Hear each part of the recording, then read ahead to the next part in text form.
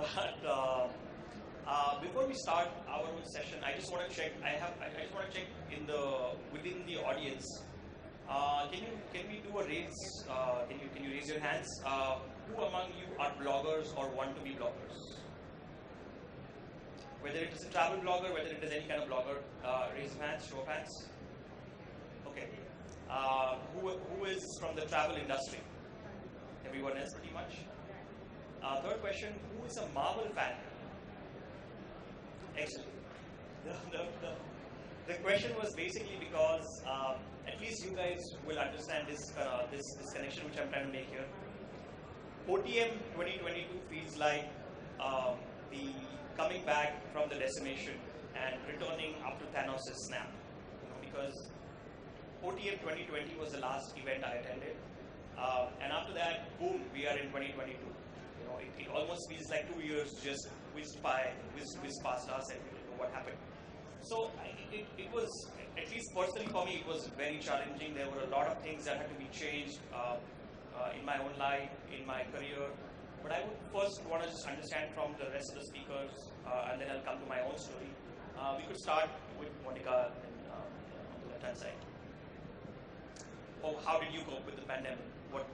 So I think the initial 3 to 4 months were just trying to understand that, oh my God, I'm going to be home now and be locked in the whole time. So I think it's just coping. I think the first 3 months or 4 months was just coping. And because I was at home with my parents who are in their 70s, so there was a lot of fear, this constant thing of, oh God, are they going to be okay? Paranoia, this, all of those things. And I think so the first time I stepped out would have been in September. I remember September. And it was just that first drive of getting out of the city. It's just within Maharashtra, but getting out of the city was such a grateful feeling. Like you're going like, oh my God, I'm alive. I survived this. Hopefully this is this is it, or whatever this is. So I think it's just coming out of it with a lot of gratitude. And actually also knowing that you actually need very little in life. That's one of my key lessons. I survived the pandemic in 3 t-shirts and 3 shorts because I'd gone to visit my parents and I ended up being locked in with them. So it's very little that you need to survive in life, and hopefully it puts a lot of priorities in place of what is it that truly matters and what is it that truly makes you happy. Yeah. So I should actually add this as an add-on question.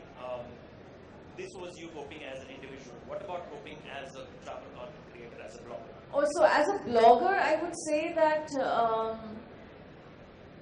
right now my passport is sulking because it's not come out of the drawer for the last 2 years.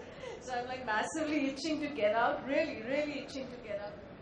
And as a blogger, it was then discovering, for me, it was discovering places that I never knew would exist within Maharashtra, because my first initial months was, okay, let's just do a road trip, let's be safe, let's not take a public transport. And so then going to these beautiful farm stays and beautiful farmhouses and actually meeting people who have discovered a very alternate way of living, given up high profile careers, gone and set up an organic farm, opened it for people.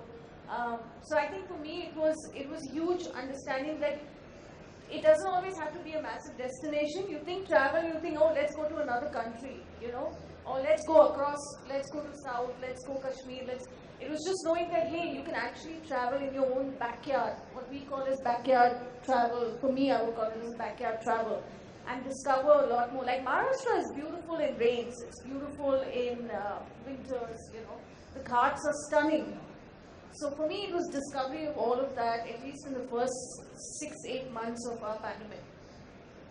I think that was fantastic. I completely agree with you. The backyard tourism and just understanding that you need to look at your own city or the place that you've grown up or the place that you call home in a different way, in a new light, the way a traveler would. So while I was listening to your story, I realized I just had an epiphany actually that the last blog post I have not done a post after that. just because it's been a crazy time.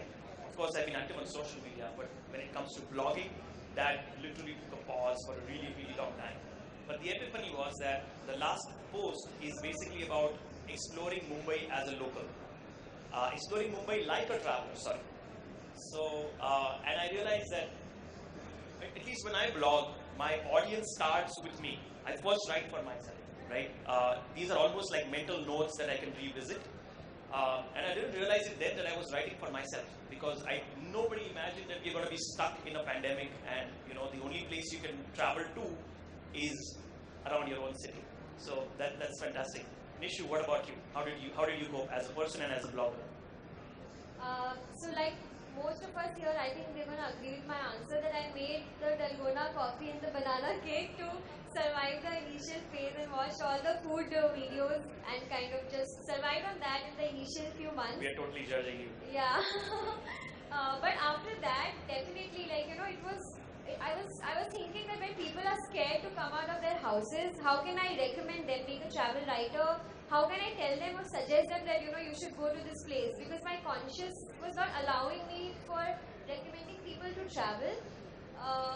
But having said that, given that, that is the bread and butter, so I started diverting my mind from travel to non-travel related items like, putting more effort in art and also focusing on other kind of work. I started doing work. I joined a company for work so that I get diverted that, okay, I'm not earning money because the travel is not happening and I just could manage through that phase like that, yeah.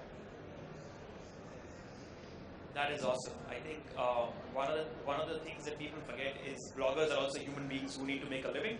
So when your only source of income is hit, it can really be a challenging thing.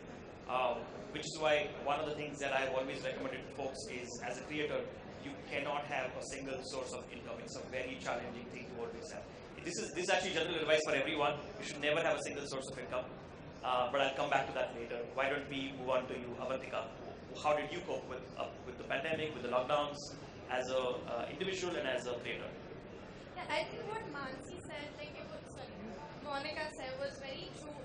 Like the first few weeks, I would say months of the pandemic were, they were just like, for me, it went into finding a purpose again. Because initially before that I would just be traveling and writing about it on my blog and on my Instagram. But then, like, I would continue for the first few weeks. I did definitely continue with like a lot of throwback pictures, but just sort of there was a definite end to it, right? So so I think definitely the first few months were like they went into figuring out what I want to do now. I was doing a lot of freelance writing and that was also taking a hit and all of that. But I did discover, I think I started learning about how to grow my own blog. I started learning about search engine optimization, which I hadn't really done before. Like I was, my blog, by the time the pandemic hit, my blog was 2 years old, but it was just for myself and it wasn't really growing and it wasn't going anywhere, so to say. So I definitely did start learning SEO, and today I can definitely say that like I'm reaping the results of the seeds that I sowed, and it's building up bit by bit. Apart from that, I also started pitching to a lot of travel magazines, and again, like I feel like the little steps that I started taking in the initial phase of the lockdown, now I'm starting to see the results of it because I'm also now getting published by a bunch of travel magazines here and there. So things like that is, I feel like my writing career really started growing during the pandemic, that's for sure. And yeah, the backyard tourism bit, I think that will stay true for everybody here. I discovered some beautiful places around Delhi. I had no idea that Haryana could be a place worth visiting, right? But the Aravali's are beautiful. I found a community of people who do a lot of rock climbing right outside of Delhi, 50 kilometers outside of Delhi. I got introduced to rock climbing a little bit. I found this an extinct volcano in Haryana and it's beautiful. It's a beautiful place, and it has a lovely story behind it. But yeah, that is how I coped with the pandemic. That is awesome. Travel is indeed the best teacher. I think we can all agree on that. And the insight that I would take from Avantika's story or her way of coping is that it's very important for us to keep reskilling and relearning throughout our lives, right? Because if you stop learning and you say that this is, I have arrived, I have it all, I'm the best blogger out there, you are never going to remain number one or whatever position you're on.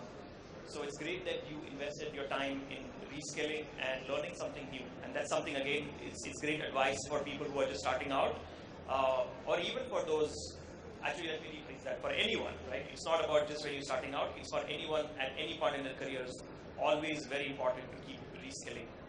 Ajay sir, how about you? How did you cope with the pandemic? I know you've been going on fantastic walks, and I was jealous of your photos, but how did you cope otherwise? Okay, Kaushal, thanks. There are two parts to coping with pandemic. One was personal, as an individual.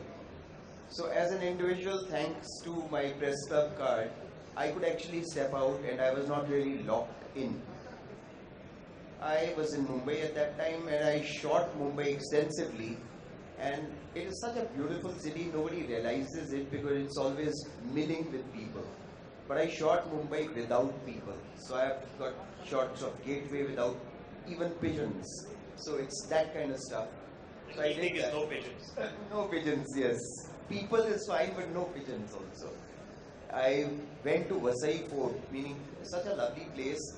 And Vasai as a village is Goa next door. You don't need to go to Goa. You can actually feel Goa here. So that's how it is. So I did some short travels. I went to Goa also. I spent 8 days without going to a beach. I went to all the churches and temples and forts over there. I went to Lonavala and stuff. So all that was as an individual. I learned cooking during pandemic because I was staying alone. I had never cooked in my life before. So that's a lot of us. I know. So that's one part. The second part was the social media or blog. I realized how indifferent I had become to travel. It came through very clearly during pandemic. I had such a wealth of travel stories which I had never ever made public. So what I did during pandemic, I ran two 1 year long series. One was called Travel Expressions on Instagram. Every day a photo on the culture or some kind of story from a particular region. The next series was a year of UNESCO. I visited about 109 UNESCO sites. So I did a whole year-long series on UNESCO. So that's the second part. In fact, right now I'm running a series called Pandemic Travels. The places I visited during pandemic. So it's a 150 image series that I'm running. Same way I did one full year series on my blog, which is 52 weeks. Every week I used to run a post on our planet's landmarks. I did a 26 post series, a 6-month series on masterclass. I am a photographer, so I am faced with a lot of challenges in photography while I am traveling, because you can't carry artificial lighting and whatever. So you have to make do with what is available and whatever the ambient light is there. So I did actually masterclass series on that. I realized that I had such a wealth of stories which I had totally ignored and not made public. So that is something which I made public during the pandemic. So these are the two parts of what I did. But none of it sounded like you were coping. No, it wasn't coping really, because thankfully I had the flexibility of being able to step out. No, so that's what we were just discussing before this session. One of the things I realized after the pandemic, if we can call it the end of the pandemic by now, is that I used to tell people that travel is not a privilege. Anyone can do it. You don't need money to travel. You have the will, you can travel. All these kind of things, I thought, I knew it all, and people were silly for not traveling. And I realized during the pandemic that no, it's not that. Travel is indeed a privilege. We realize that it's a privilege now when it was taken away from us, right? When we could not do it for whatever reasons. And we had to go through so many processes just to go from, one state to another, forget a country. So that's one of the things which I took as a learning as well. And I'm also glad that he also mentioned about, learning something new, whether it's cooking or whatever. It's one of the other things you can learn on your travels as well, if you're not stuck in the pandemic. Divyanshi, over to you. How did you cope? I know some of your stories, but I would love to know, and the audience would love to know about how you dealt with it. So like I think everybody on the panel mentioned, that there were a lot of new skills which were learned. For me, there were a lot of new experiences. The first 7.5 months, I was locked at home. I was also staying with my parents, and the same paranoia that I will not travel, I will not go out, I will also not step out so that, nothing happens to them. That kind of paranoia. So while I was at home, of course, I almost became a food blogger. Just kidding. Yeah, because I used to post so many photos of, things I used to cook. I had a concept like eating food blogger. Making food blogger, cooking blogger. So I had almost become that. All the delognas and all the banana cakes and everything. But apart from, from the human perspective, as a first person perspective, as a human, of course there were a lot of frustrations because I was not being able to travel, but I wanted to channelize it. And I thought, I felt privileged to a greater extent where, staying at home was also a privilege. Being at home was a privilege. Being locked up inside in a safe place was a privilege. So my heart went out to all those travel vendors, the people at the forefront who were bearing the brunt of the pandemic. So I started something I called as a Quirky Wanderer Favorite Series. It was obviously not sponsored. It was my own initiative, where I started talking about vocal for local. So everybody was going vocal for local. So I started these series for artisans, for travel companies, small-scale operators, so that people will remember, bookmark these recommendations for when travel will open. We had no idea back then when travel is opening. And on a content creator front, like Kaushal said, I always advocate, please don't keep all your eggs in one basket. If you're planning to quit your job and travel, I think the pandemic has clearly shown us that it's not a wise idea if you are not diversifying. So I started taking workshops. We were talking about skill sets. So I took a lot of workshops at that time just to keep myself busy. And as things started opening up in September, I think, like Monica said, I stepped out in September. I always loved India travel. I loved traveling domestically. I loved road trips. But this time I discovered a new love, a new love for travel, for slow travel. And that is something that has helped me cope with the pandemic in all the waves.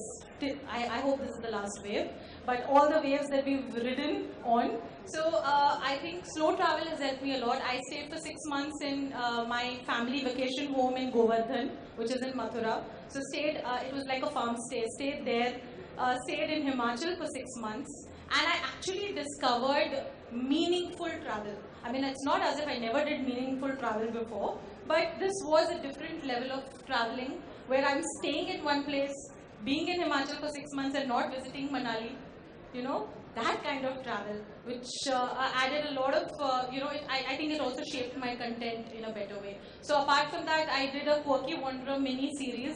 We were under the reel attack. The same time the pandemic hit us, we were hit by reels. So I used this opportunity to, tell the story of India travel in reels. So started this Quirky Wanderer India minis to encourage people to travel in India once the restrictions were over. So I think that is what my first and second wave of pandemic looked like. That's awesome. I think I'm glad that most of you have been, doing so many things, learning new things, sharing what you can and inspiring people for traveling when it opens up. And let's all hope and pray that it has finally opened up for good. And there are no more closures, no more lockdowns, no more waves, most importantly. Goodbye, COVID. Thank you for the lessons. But coming to my own story, I actually had to take notes to remember because I forget. By the way, I started blogging I started blogging 13 years ago. Nobody used to pay you for blogging. The only reason I started blogging was because I forget things. to take notes. So, so for me, it was about staycations. I did a lot of staycations with mom, who's right here. I did a lot of throwbacks on my social media. Blogging had paused for a really long time. Spent some time amplifying COVID health. I think that is something which all of us did in our own little way. Right? We are all influencers to our own circles. So all of us tried doing that, and that was also time well spent. Gratitude and reflection. I think, like my fellow moderator said, that's something which came. We all think we have gratitude. You know, we can self-reflect and all of those things, but that happened more than ever before. Family time, a lot of family time, like it or not, that happened. For me, the most fun part of the pandemic was perhaps all digital. I did not step out anywhere. I could not, just to protect loved ones. Was all the digital stuff that we did, which is, anybody remember Zoom? We did a lot of Zooms. We did a lot of Clubhouse. Clubhouse really helped me connect with this kind of community, right? Right now we are all here, but when we were all stuck in our homes, Clubhouse and Zoom, nobody's sponsoring or telling, paying me to say these things, but I genuinely mean it. These things genuinely were fun and great coping mechanisms. And building side hustles. Building side hustles is something which I've always believed in, since the beginning of my career.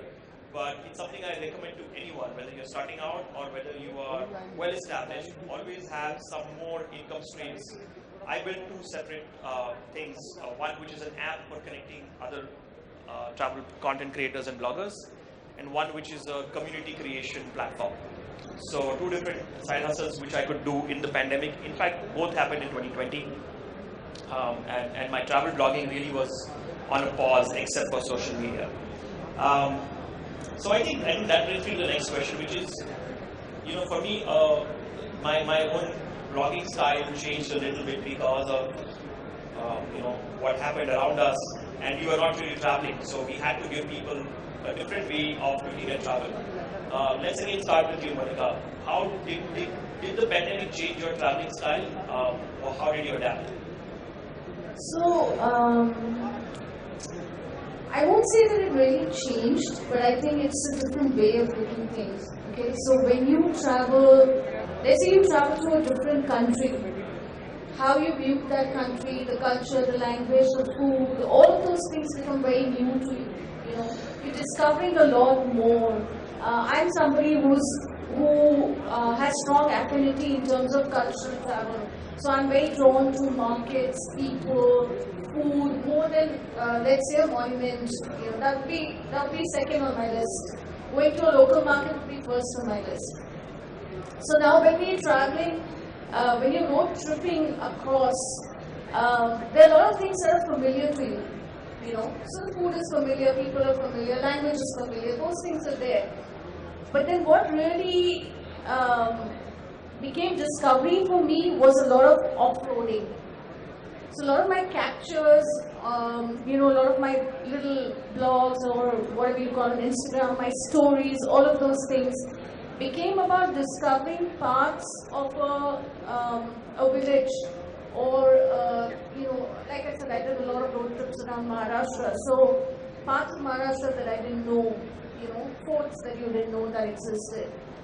So I think it was that the lens changed to, hey, what is in my country that I haven't really discovered so far. So for me, that became a different perspective to look at.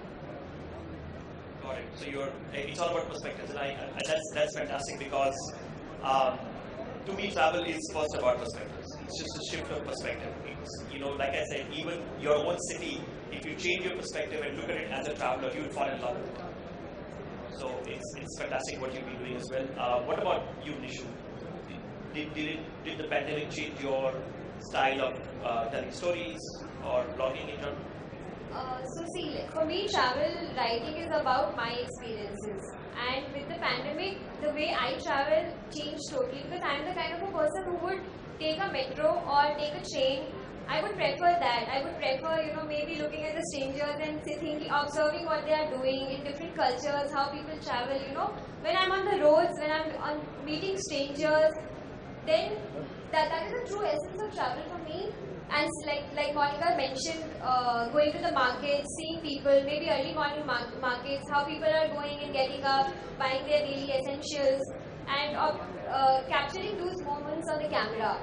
But because of the pandemic, it was all about road trips. It was due to the reasons of being safe and not meeting a lot of people. I had to restrict myself to just taking like a car travel or just going to staycation to places where not many people are coming, etc. So because of that, the outlook changed. The way of travel totally changed, and so that had an impact on the travel blogging. But having said that, it did open a very different perspective altogether, because I got more connected with the nature. I got more connected with slow travel, you are not in any rush. You are not in any rush to tick off the locations. कि यहाँ जाना है, यहाँ जाना है, यहाँ जाना है, हो You गया had no नहीं. option. You could not go everywhere. So that way you realize कि ठीक है अभी ये सब चलेगा, but you just stay there. You experience everything slowly, and all of this happened because of the pandemic. That there was no rush. We knew we wanted to calm our mind. We wanted to bring serenity to our lives, and that did have a very different and a very nice impact, I would say. Wow.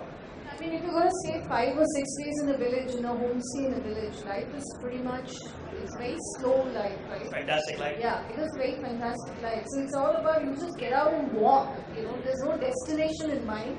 That's one of the things that changes when you do slow travel. It's not about tomorrow morning I'm going to hit this and then day after I'm going to go there, and there's no itinerary in your head. It's just you take every day as it comes. So if you said spending the day sitting on a rock and staring out at the water, then you just do that for the next 5 hours.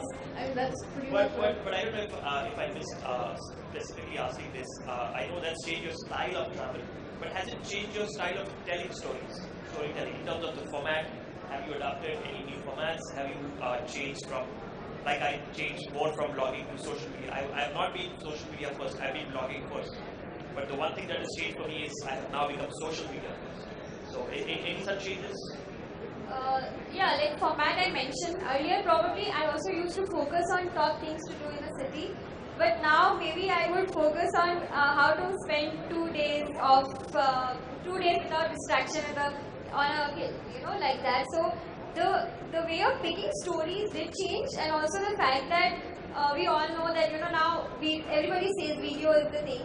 So I started learning more about it, and maybe creating more video related content as well as travel writing. Got it.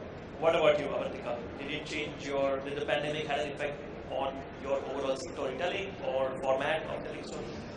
I think when we speak about storytelling, I think I had a lot of stories in my repository that I hadn't really told before. And I feel like I started working on them more and more. I started fetching them out. I started looking at them once again, and thinking of how I can tell the story and how I can tell it better and where I can publish it. That was one, and I think that is now starting to reflect in the pieces that are getting picked up by publications, and that is all of these. Most of these stories that I started pitching, they weren't from travels that I was doing during that time. These were all like past travels that I was trying to sort of write about again. And apart from that, with my blog, I think I started, and it was different for my blog because all this while I was writing for myself. I wasn't writing with the thought in my head that there is an audience reading it. It was more of like a free flow of ideas that I was pouring on my blog. But I feel like I definitely did start structuring it when I started learning about search engine optimization, as I mentioned earlier. I started focusing more on how I can weave these two things together, how I can still tell a true and honest story, but also have it rank on Google, have it reach more people. And I think that is something that I definitely did. And of course, I think everybody is mentioning slow travel, and that stays true for me as well. Because before the pandemic, I had envisioned this kind of a travel style for me, offbeat and slow, but I hadn't really achieved it. And I think the pandemic really pushed me to go and, because I couldn't, you could not do like a short trip in 5 days and then come back. When once the restrictions first opened up, I spent a month and a half in Tirthan Valley, and then I spent 2 months in Gokarna in Karnataka. I spent 6 months in Bid, and now I've been in the Andaman Islands for the past 4 months.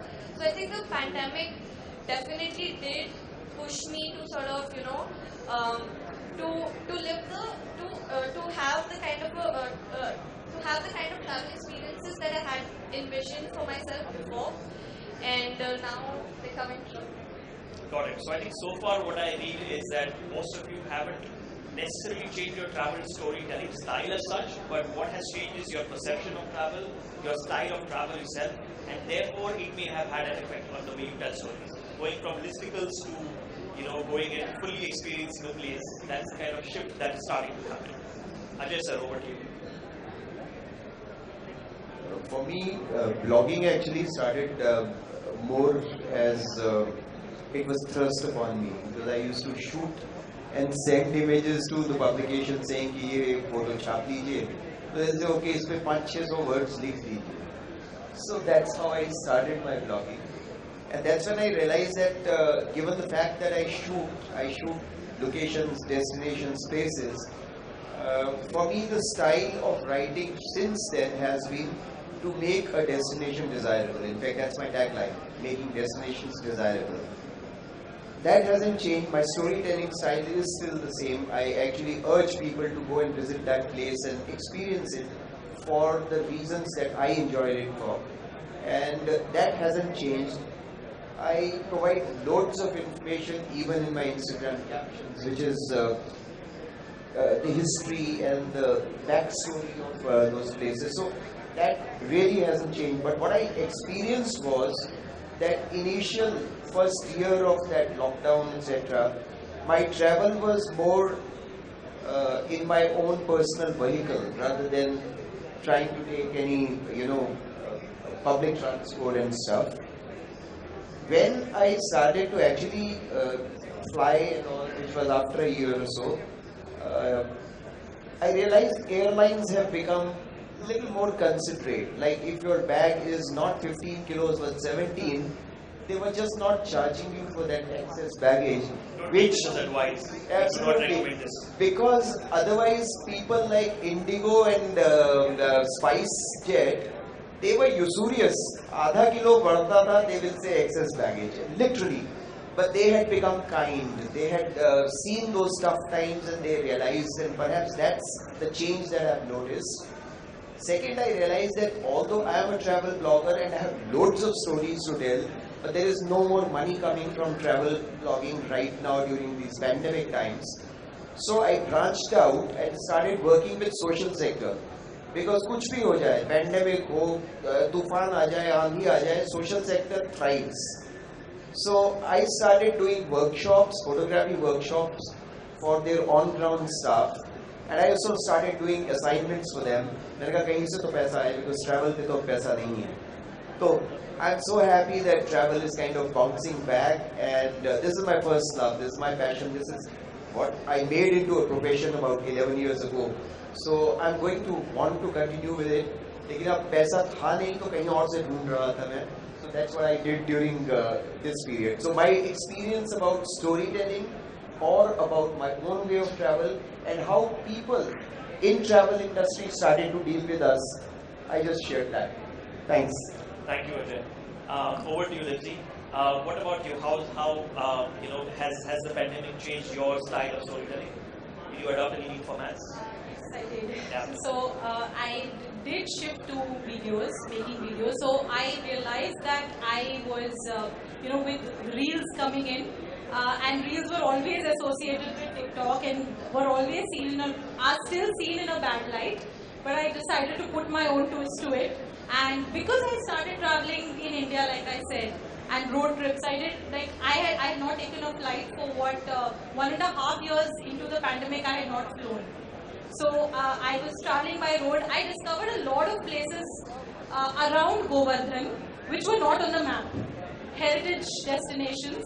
So I started a series called the Unseen Heritage Destinations of India on Reels. So not only was it a new format for me, video, but it was also a new style as in new content, in terms of new genre. To show people that Chambal is not unsafe, it is without people. You can actually go and see so many monuments there, places which are not on the map. Like Ajay sir said, he was talking about how the industry perception also changed. So there was a shift in the mindset in the vendors also. And I saw this when I was in Himachal.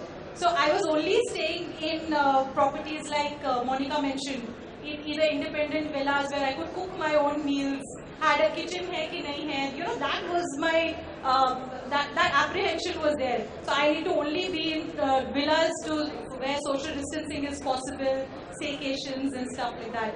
But then I think the first hotel I stayed was a hotel in Himachal in Bhuntar, the Royal Mansion Bhuntar. Okay, it was like a typical hotel setup, and I was very scared. And I spoke to the owner, Mr. Deepak Soni, and I told him, can I have all my meals in the room? Because that was that buffet setup was scary. People being in the lift was scary, and they obliged. So I think that mindset also changed. The pandemic made people adapt.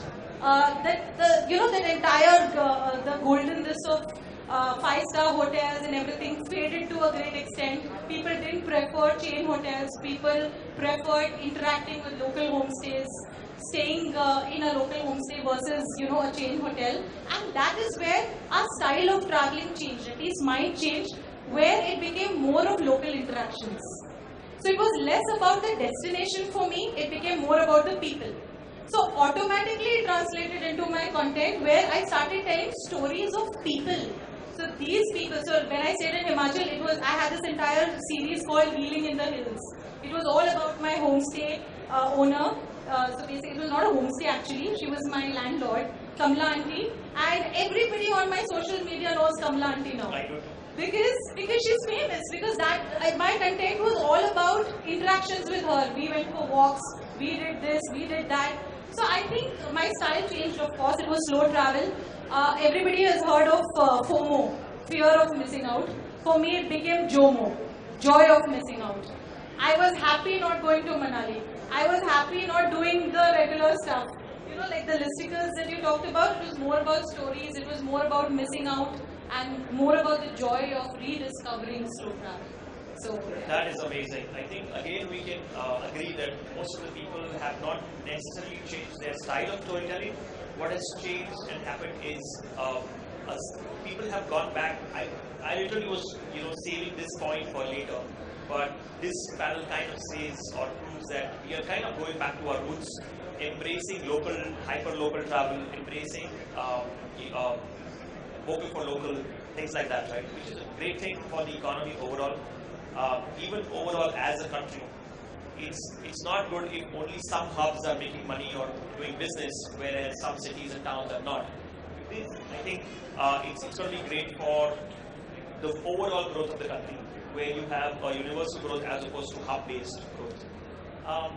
My own answer was pretty similar to yours, Dipsy. I also, I don't know how many of you guys miss TikTok. I genuinely miss TikTok.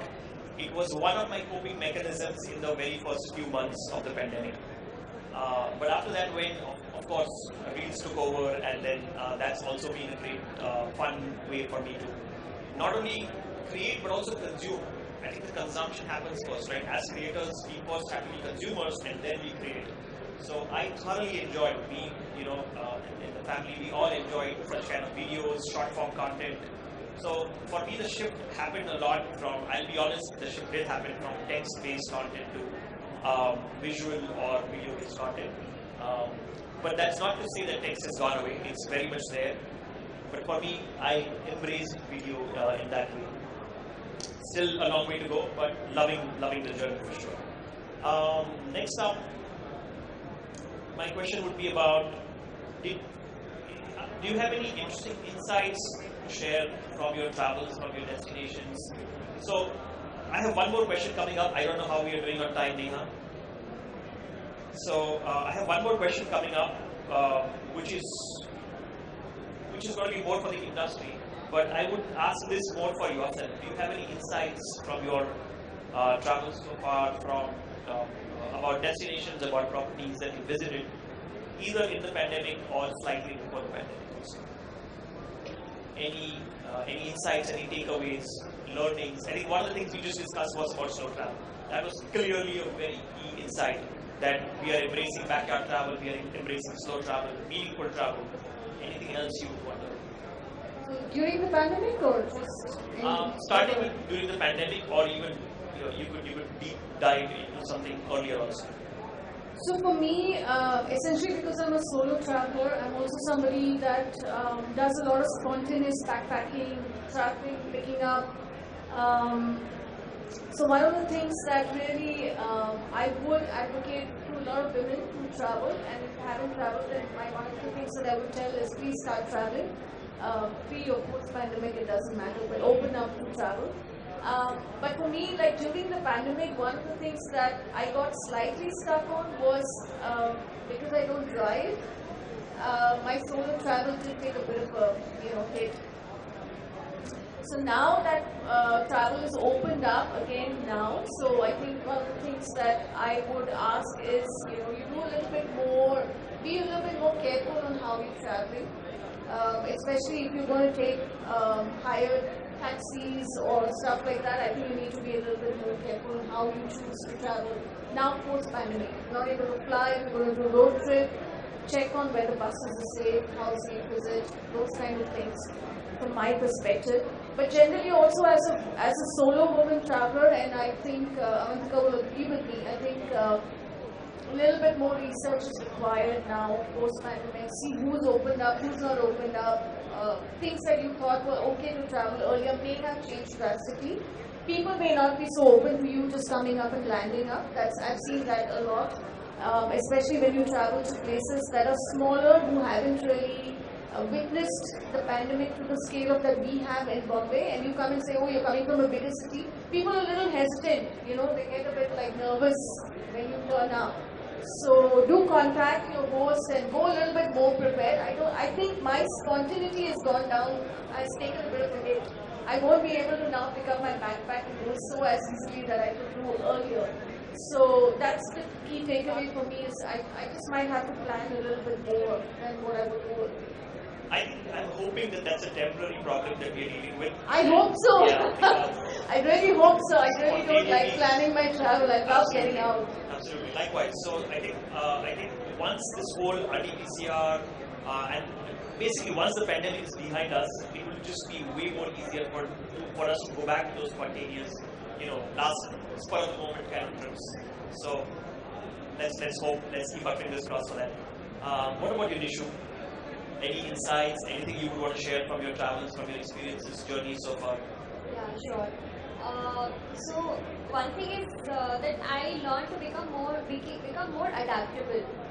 Like earlier, you could have much more expectations from people you're staying with or people who are providing you services. But from the phase we all went through, I learned to become more adaptable and accepting the situations that okay, they may not be having these facilities, so it's okay. It's okay to not expect everything being there or everything being on time. And started enjoying a lot more of these gaps rather than getting frustration out of it. And I also learned one thing, that a couple of homestays I visited where I noticed that a lot of owners, they're having their own garden where they are having their own vegetables and stuff, and they said ki agar market nahi bhi open hai, so still we have some backup over there. So I did realize the importance of agriculture, because like India was earlier primarily an agricultural based industry, but now we are like a lot more IT. So I did realize that how important it is for us to also know some basic of it, so that even if a worst case situation comes, I will be able to do something out of it. And I developed an interest in it, and started visiting a lot more farms around Bangalore, where I'm based out of currently, and started to get to know a lot more on how agriculture works in general. That's so cool. One of my favorite restaurants, actually, the entire chain, they believe in this philosophy called the FLOSS philosophy, FLOSS, which is eating fresh, local, organic, seasonal, and sustainable. So if your food is all of these 5 things, it's good food for you and for the environment. So that's a great insight or takeaway as well, Nisha. Thanks for sharing that. Avantika, over to you. Any insights that you have from your travels so far? I think in my own self, if we're talking about insights that I noticed in my own self, I want to say that I definitely did become much more independent when I started traveling. Because earlier when I would travel solo, right, I would always claim that I'm solo but never alone, because I would bank on my homestay owners or fellow travelers I would meet, or people I would bump into when I was traveling. I would bank on them for company, for conversations, for food, for just simply for information, for simply anything, right? But with the pandemic, that took a shift, and I think I learned how to be more comfortable in my own company.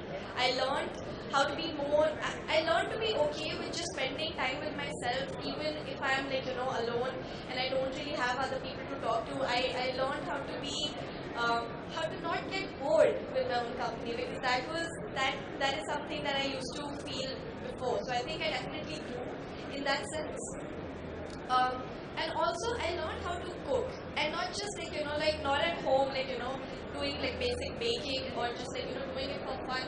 I learned how to cook to sustain myself, because I stayed because slow traveling and with the pandemic, with the closures, the dhabas and the restaurants and cafes would all be shut. But for me, it was important that I did leave the city and I started traveling regardless. So that sort of meant that I was setting up my own kitchen. I was cooking 3 meals a day for my own self. So in a lot of ways, yeah, I definitely did become a lot more independent. Yeah. That's awesome. So takeaways so far are that be prepared, but try to be flexible. Try and eat fresh and organic wherever you can. Maybe go back and if not learn, at least go visit a farm and enjoy the charms and the joys and simple delights of what a farm can offer. Over to you, Ajay. What about you? Any insights or learnings from your takeaways from your recent travel? I can think of 2 or 3 things which I'll share. One, during pandemic, I realized how little we need to live, how little we really need to live. So that itself it liberated me literally, because wherever I traveled to, earlier it was zero tolerance travel, which means any problem, it'll frustrate me, it'll stress me out, I'll complain, I'll crib, all of that. All that had gone out of the window, and it was totally peaceful. So that's one. Second was about, I suddenly realized that I no longer want to buy anything from a large store.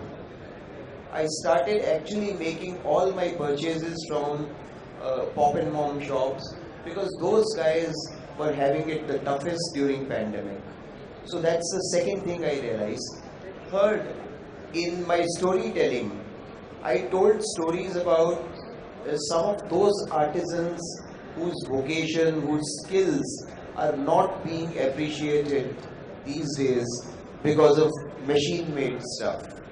So my storytelling actually switched over to even those kind of arts. Like in Chanderi, the Chanderi fabric weavers is a very, it's now getting extinct as a tribe.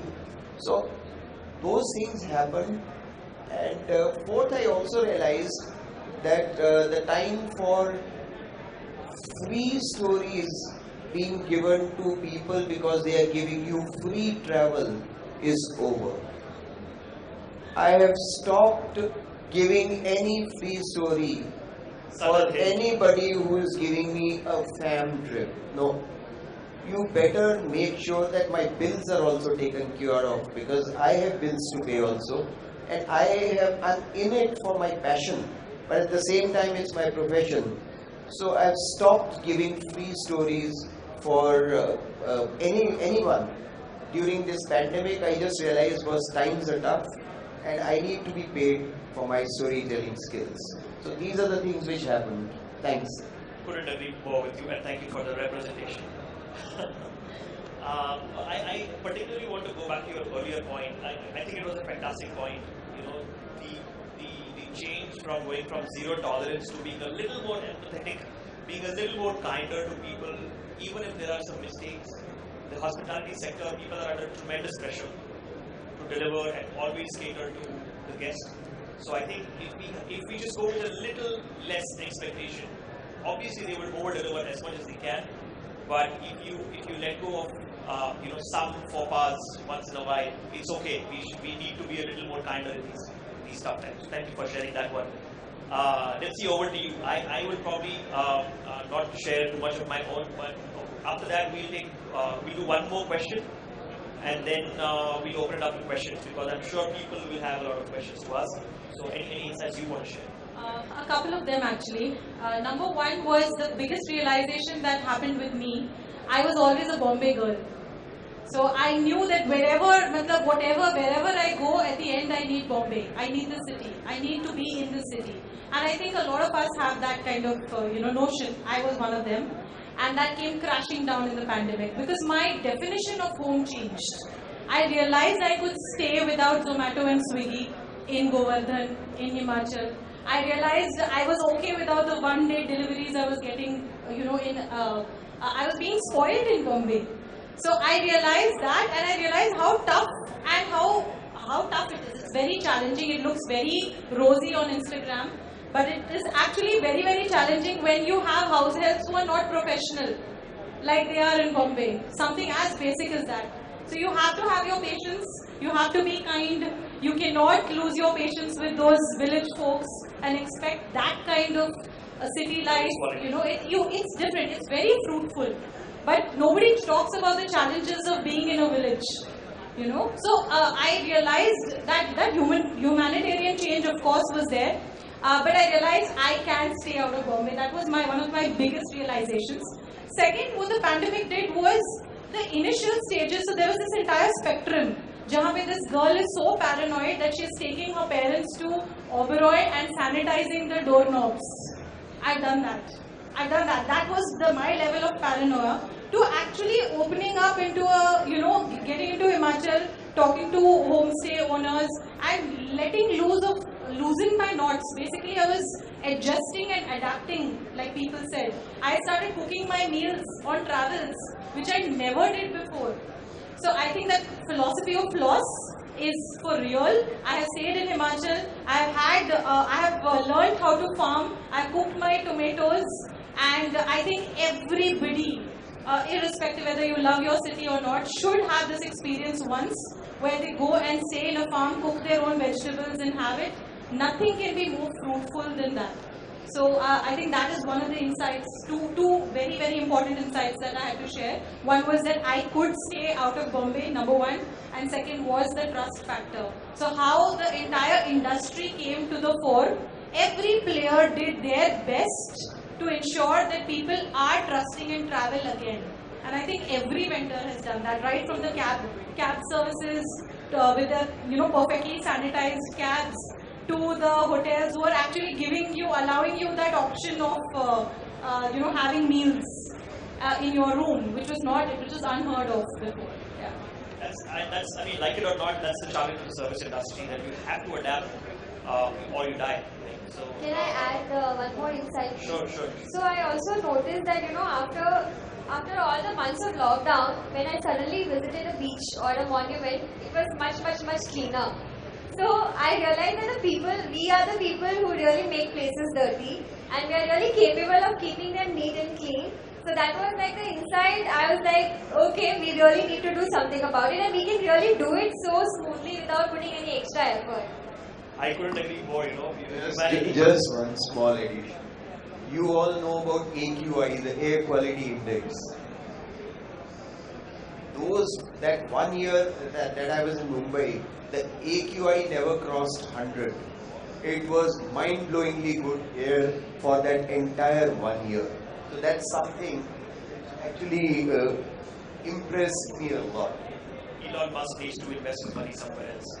Don't go to the don't go to Mars and all that. But I think what you shared, Nirsi, was excellent. One is home can be wherever you sleep that night, pretty much. You don't have to be a Bombay person, you don't have to be any person. For me, that's my philosophy as well. Home is literally where I sleep that night. Any place can be home. Instead of adding my own points now, I think I would just jump to the next question. Just in the interest of time, so that we can open it up to questions. I'm pretty sure a lot of people have questions. Please don't let me down, folks. So the question is, what are your predictions for the post-pandemic recovery phase?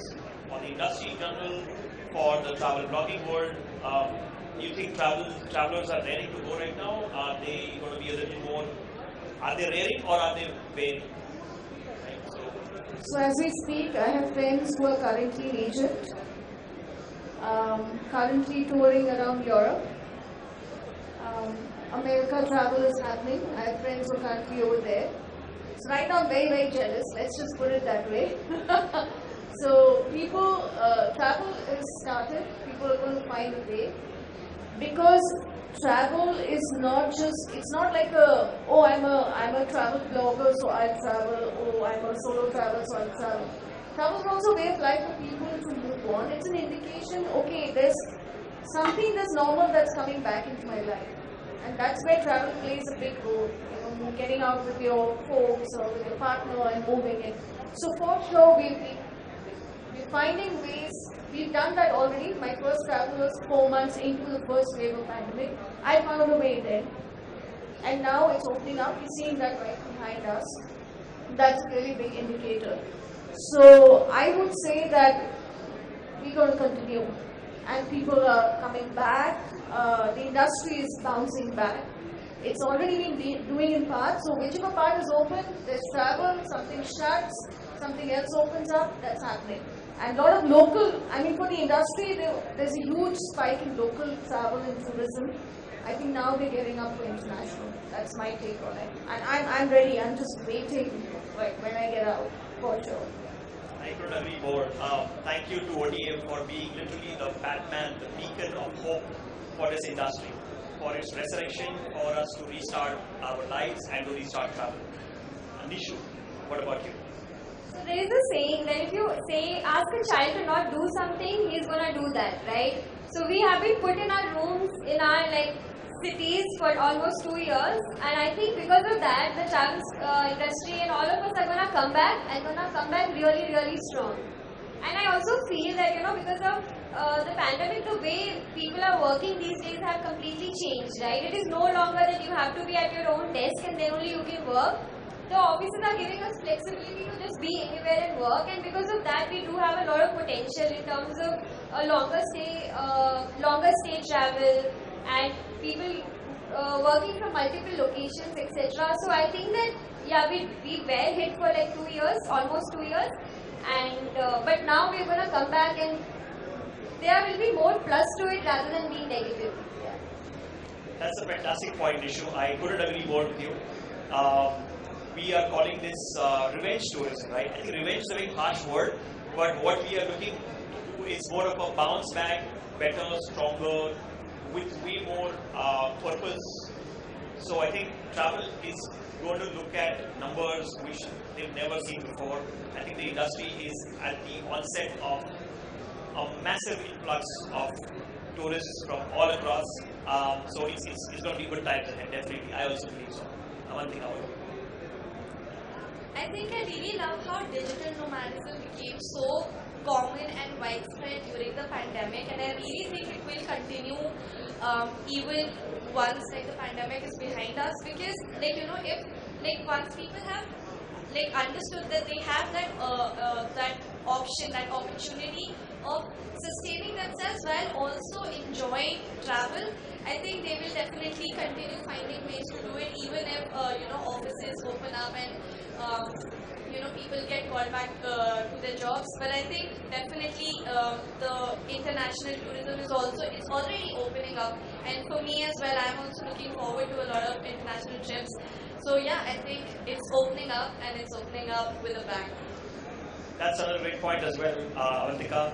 The digital nomad as as a segment or as a target group has perhaps never existed in a country like India, right? We were usually, one of the first tenets of digital nomadism is that you need to have geo arbitrage, which means that you need to have a stronger currency, which where you're making money and you spend it in a place where you're spending less money.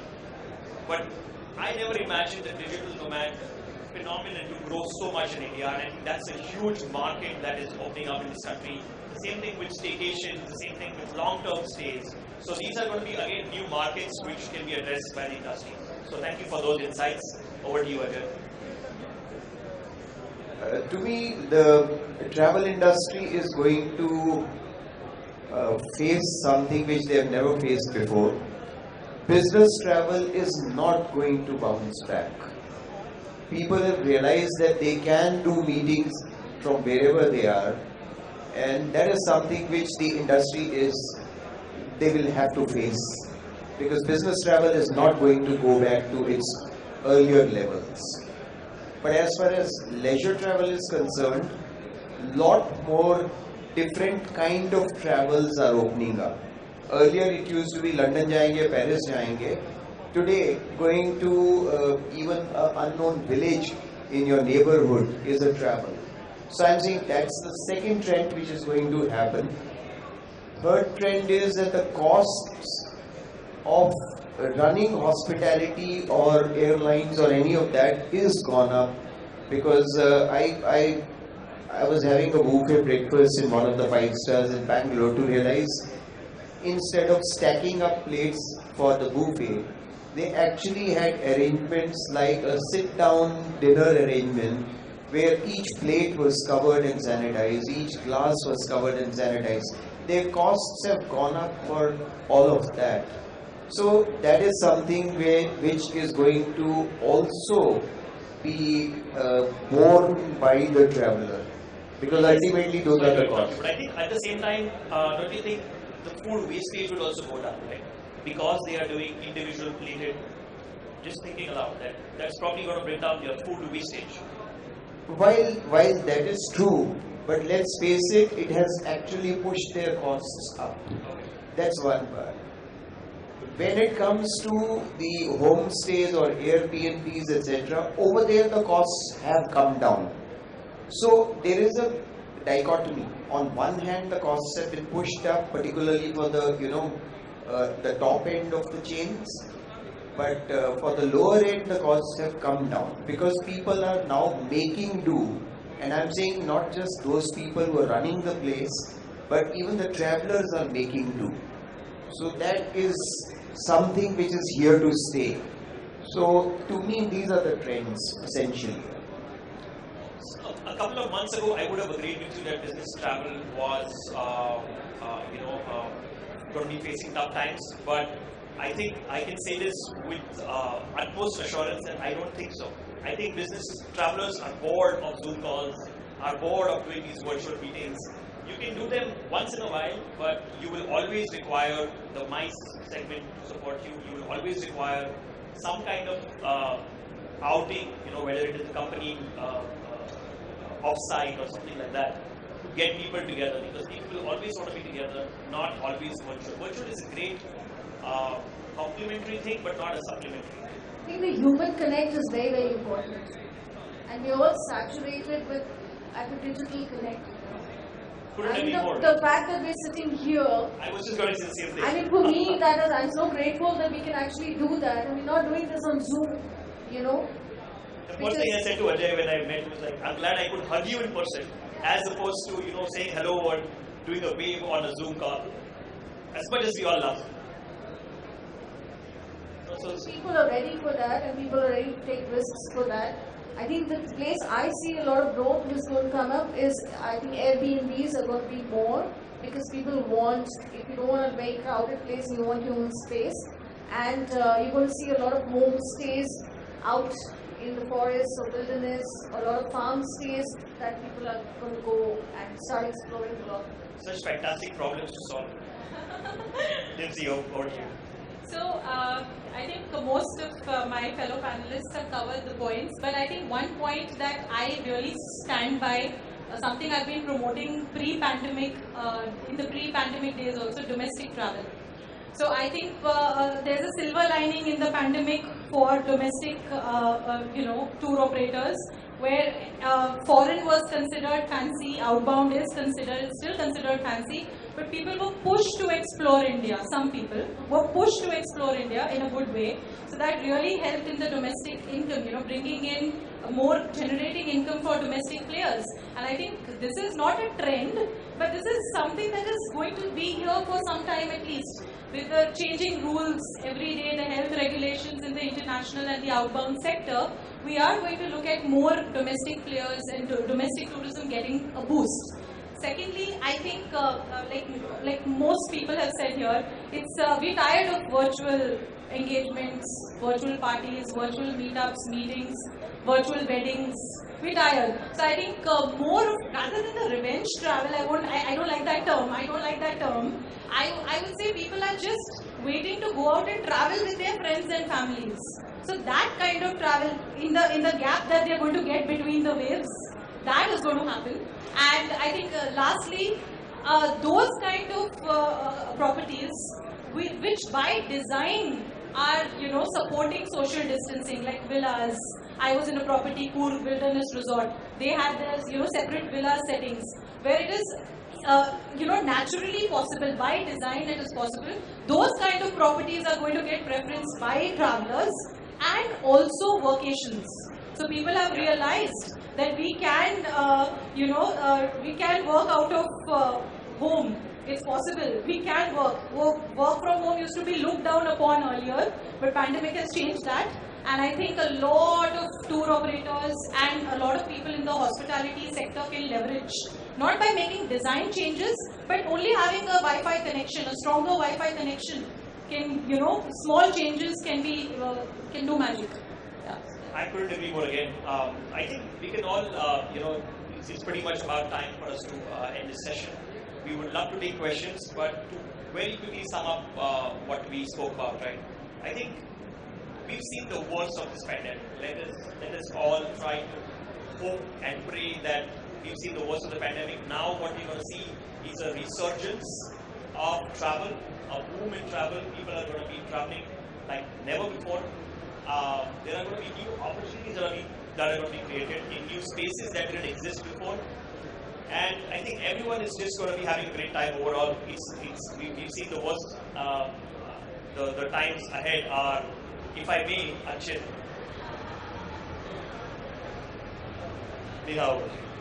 So in the interest of time, we can only take 2 questions. So anyone from the audience who have questions for our speakers, please go ahead.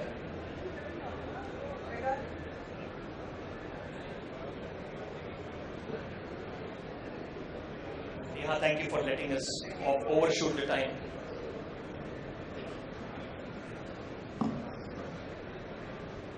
Hi. The things are everything going to on metaverse. So how, in terms of the content creation, how you are getting ready for the future? May I take this one? The question is that everything is going to the metaverse. How are you taking things on the content front? Right? That's your question. I can answer first because I'm very curious about the metaverse. I'm very curious about Web3. Personally, I have a dichotomous view of the metaverse. On one side, I say it's going to be a super flop, and on one side, I think it can be a massive opportunity. So the way I would look at it is, I would hedge my bets. I would definitely play. I would definitely dabble. I would definitely try to do NFTs and try to do, even do a DAO or be a part of it. So for those who don't know, these are Web3 terms where you have decentralized autonomous organizations online. You have NFTs, which are non-fungible tokens. You can, for example, somebody like Ajay sir could create an NFT of his photographs, put it up, sell it for Ether or any other cryptocurrency. But that's a whole different topic. Just because I'm saying I'm dichotomous about it because we ourselves don't know how our own government is going to be taking it forward, right? There was a possible ban before, now it is slightly regulated. We still don't know whether it is fully legal or not. So to me, I know that's the crypto part of it. The metaverse itself, trust me, I am the most digital person you can find in this room, and I'm bearish about the metaverse. I do not think it is going to change the world. I think I think we should have this conversation later offline, because ultimately all good discussions happen offline. Can I just quickly add one thing on what Kaushik said, that in terms of the impact of travel, impact of metaverse on travel, with using phone itself, my mind is so gone. Imagine we being physically present in metaverse. If that happens at all, I think we will more and more need more connection to the nature. We will need more of disconnecting with that world and stepping into the world of leisure. So I think that gives another opportunity to travel world in terms of how we create those kind of experiences for somebody to pull from that world out and push in this world. Even if it's, again, sorry to take time again on this, even if it's a visual first medium, it will never have three senses. It can never replicate three senses: touch, smell, and taste. You cannot do these in the metaverse. So you still require to be in the physical space to fully experience any place or travel on that time. Anybody else? Or anybody else have questions? Thank you. It won't work for me. I mean, how am I going to eat in the metaverse? What's going to happen to all the food that I love going to different countries and eating? So yeah. So yeah, I had one question that to build the trust, do you see that more hotels and travel boards are going to connect with bloggers and influencers to build the trust among the regular travelers, so that you can raise the trust in the regular travelers? More collaborations do you see for travel bloggers? For travel bloggers, I think collaborations will now increase, and these collaborations are now going to be more focused. Earlier it used to be generally review kar do. Now it is going to be very focused as to see what all rigor we have for keeping hygiene, for keeping, I think the focus on health, that will also have its impact and imprint on the way these collaborations are going to be shaping up in coming times.